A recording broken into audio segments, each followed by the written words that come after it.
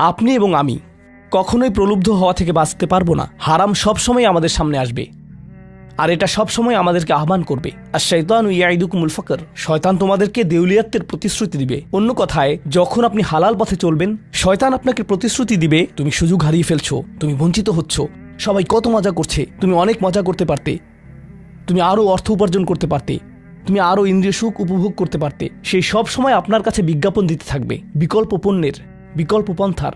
নিজের কামনাকে চরিতার্থ করার কিছু যায় আসে না যে কতটুকু কোরআন মুখস্থ করেছেন, কিছুই যায় আসে না যে কি পরিমাণ তাহাজ্জুদ আপনি পড়েছেন, এগুলো কোনোটাতেই আসে যায় না। শয়তান থামবে না। দিন শেষে আপনি তো একজন মানুষই। দিন শেষে কামনা বাসনাগুলো আপনার মাঝে থাকবে, আর শয়তান থামবে না, সে আপনার পেছনে লেগেই থাকবে। শয়তানের একটা কৌশল আল্লাহ বর্ণনা করেছেন। তার মনস্তাত্ত্বিক কৌশলটি হলো যায়্যানা লাহুমুশ শাইতানু আমালাহুম। শয়তান তাদের কাজগুলোকে তাদের কাছে আকর্ষণীয় করে দেয়। শয়তান